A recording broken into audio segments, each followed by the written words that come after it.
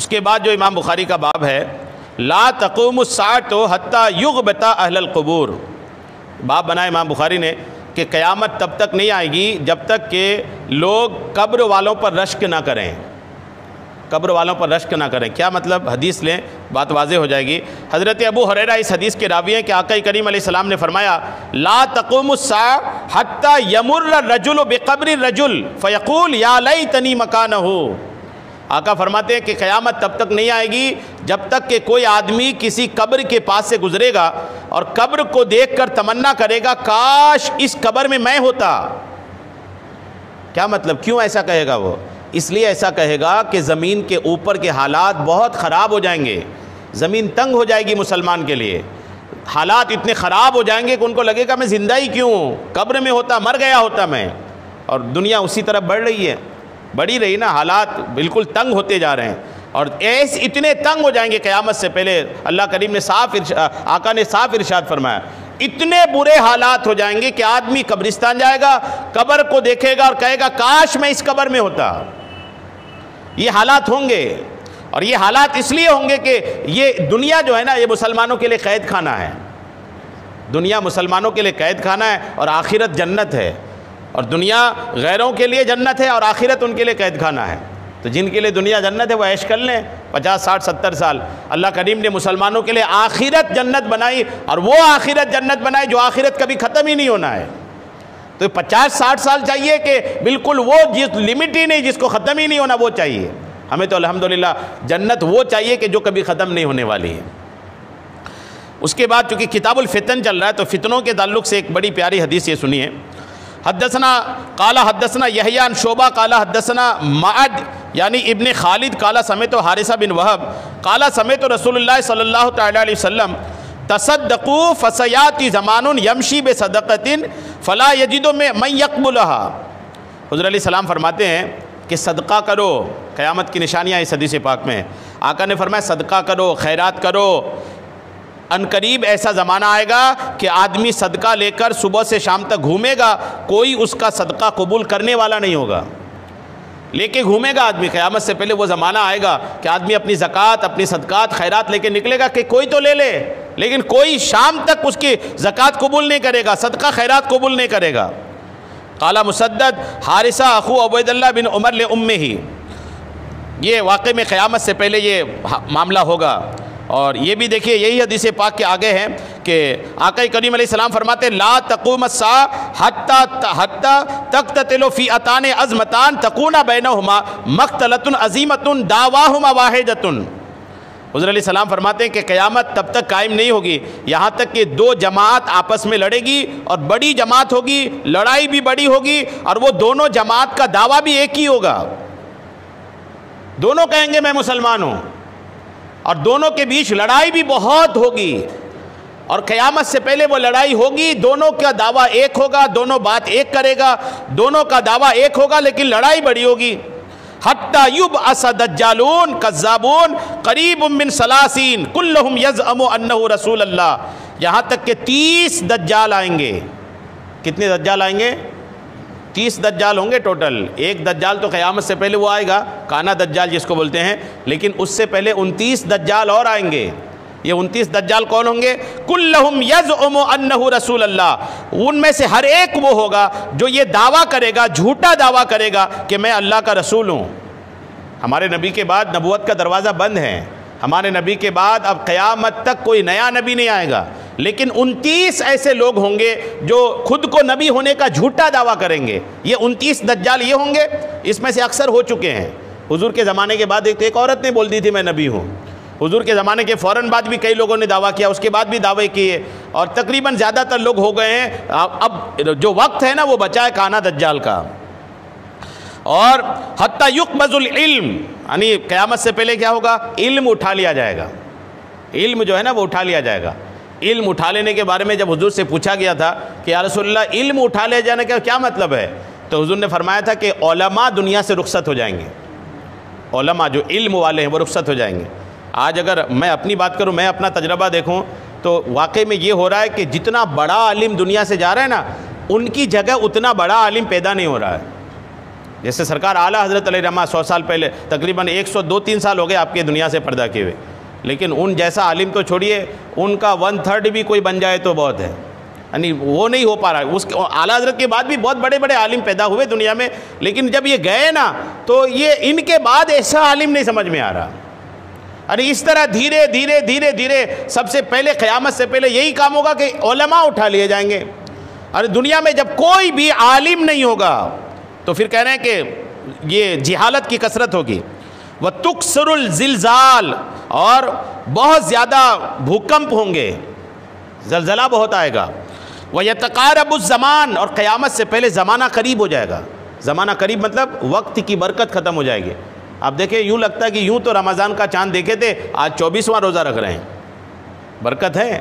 پچھلا جمعہ ایسا لگتا ہے یوں پڑھے تھے، اب یہ اگلا جمعہ الوداع جمعہ ہے، رمضان آیا بھی اور جانے کی بھی تیاری ہو گئی۔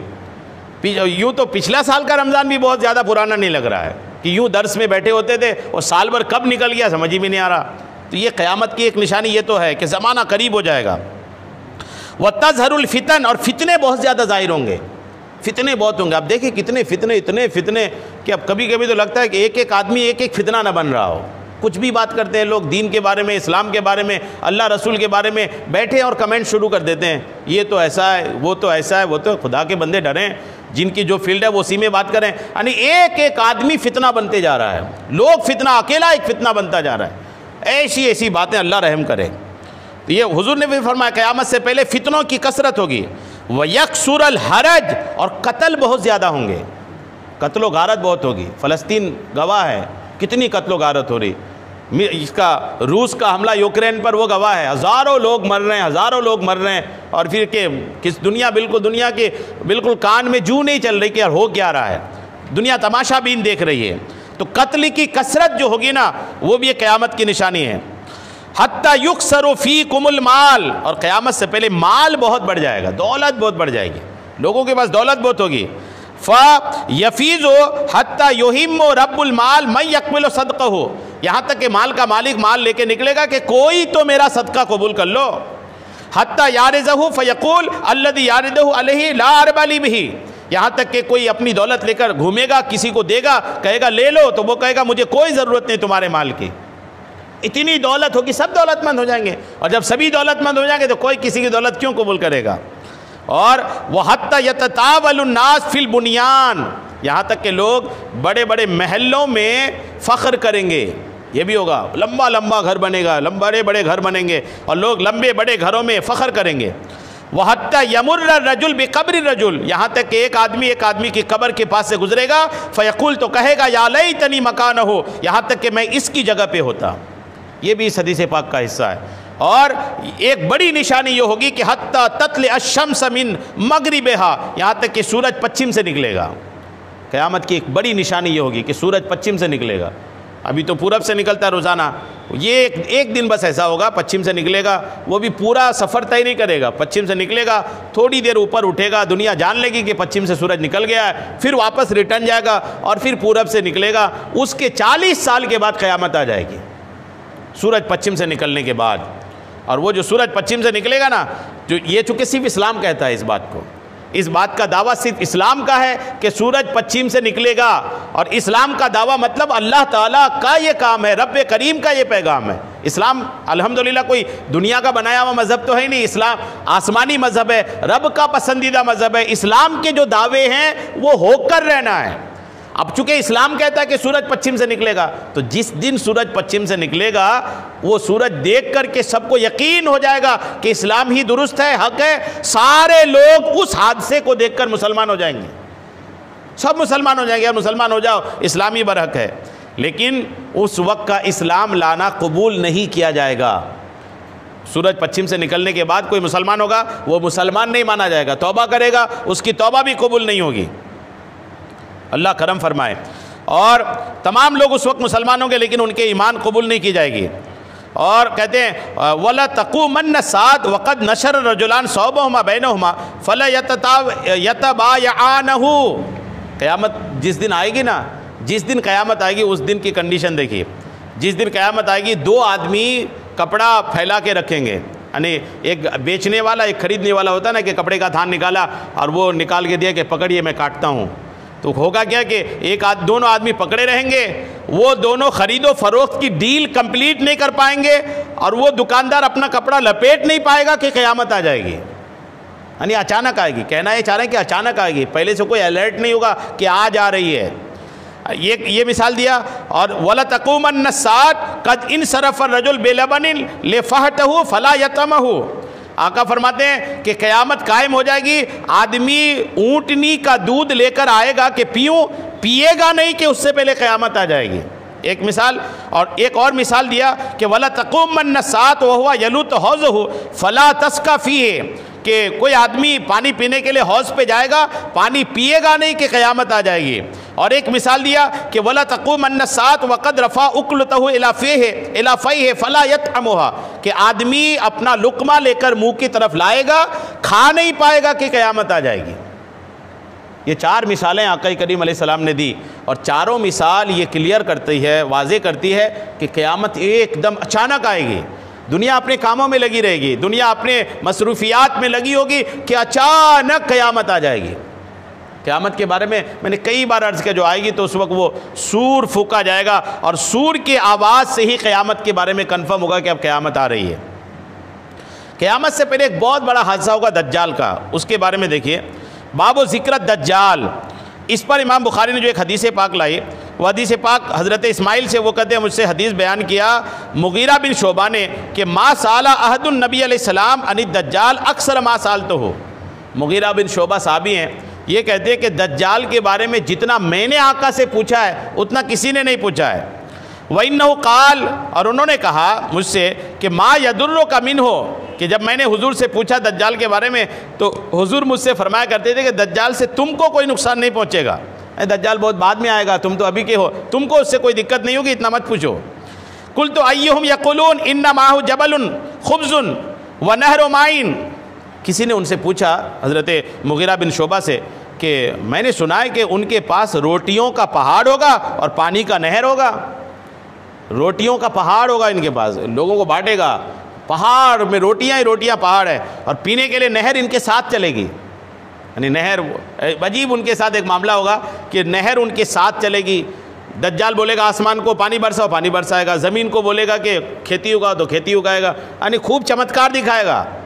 اب وہ جب خود چمتکار پوچھا انہوں نے کسی نے کہ ان کے ساتھ روٹی کا پہاڑ ہوگا، پانی کا نہر ہوگا، قال انہ اہون علی اللہ من ذالک، انہوں نے کہا کہ یہ اللہ کے لیے آسان ہے، یہ اللہ کے لیے آسان ہے، یعنی لوگوں کی آزمائش کے طور پر دجال کا معاملہ ایسا ہوگا۔ اور ایک اور حدیث پاک دیکھیں، ابن عمر کہتے ہیں کہ عبداللہ نے کہا اوراہ عن النبی علیہ السلام قال آور العین الیمنا، حضور علیہ السلام نے فرمایا وہ دائنے آنکھ سے کانا ہوگا، دجال جو ہوگا دائنے آنکھ سے کانا ہوگا، ایک آنکھ اس کی درست نہیں رہے گی، اور کأنہا عنبۃ طافیۃ، گویا کہ وہ ابری ہوئی انگور ہے، جیسے انگور کا گولا ہوتا ہے نا، اس طرح کا ان کی آنکھ نکلی ہوئی ہوگی۔ اور حضرت انس کہتے ہیں کہ آقا کریم علیہ السلام نے فرمایا یجیء الدجال حتی ینزل فی ناحیۃ المدینہ ترجف ثلاث رجفات فیخرج الیہ کل کافر و منافق، حضور فرماتے ہیں جب دجال آئے گا یہ دنیا بھر میں پھرے گا، لیکن مدینہ پاک اور مکہ شریف کے شہر میں داخل نہیں ہو پائے گا۔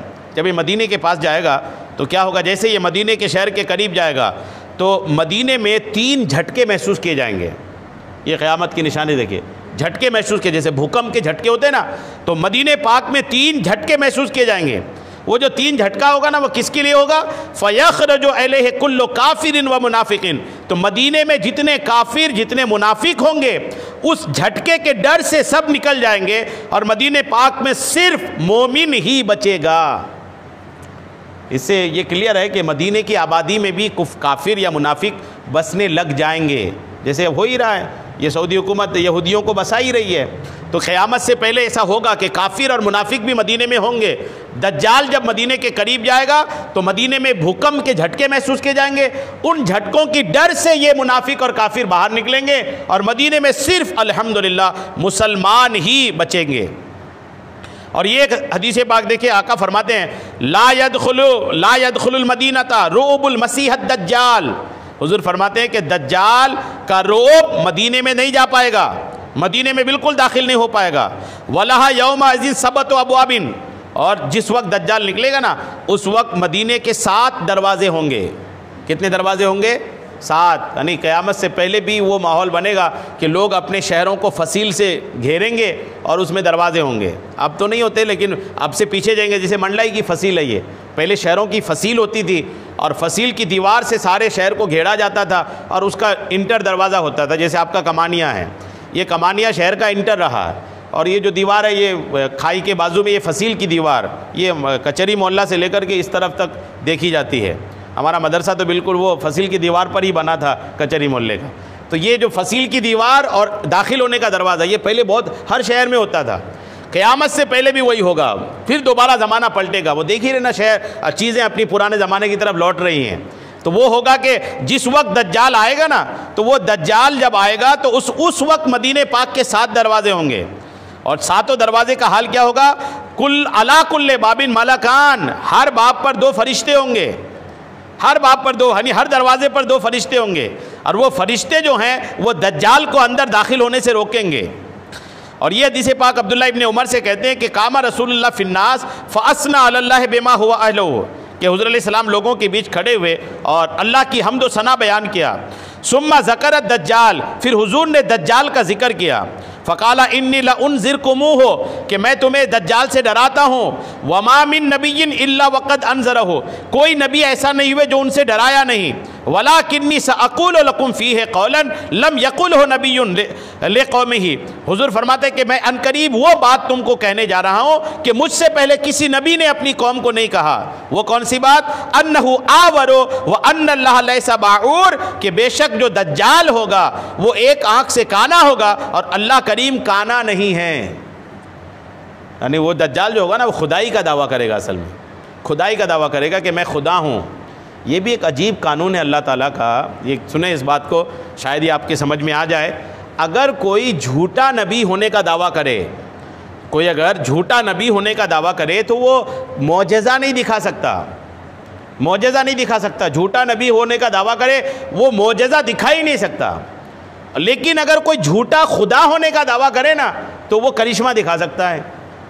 یہ اللہ تعالیٰ کا معاملہ ہے کہ اگر کوئی جھوٹا خدا ہونے، جیسے قیامت سے پہلے دجال خود کو جھوٹا خدا کہے گا، کرشمہ دکھائے گا۔ کیسا کرشمہ دکھائے گا؟ آسمان کو کہے گا برساؤ تو آسمان سے بارش ہوگی، زمین سے کہے گا فصلیں اگاؤ تو فصلیں اگ جائیں گی، یعنی جو بولے گا وہ ہو جائے گا۔ کسی انسان کو دیکھے گا، یعنی ایک واقعہ تو ایسا ہوگا کہ ایک آدمی کو 20 سے چیرے گا اور چیر کر کے الگ کرے گا اور الگ کر کے ملائے گا اور ملا کر کہے گا زندہ ہو جاؤ تو وہ زندہ ہو جائے گا۔ یعنی ایسی باتیں ہوں گی، لیکن ہوگا وہ جھوٹا۔ وہ اچھا یہ سارا کچھ کیا ہوگا؟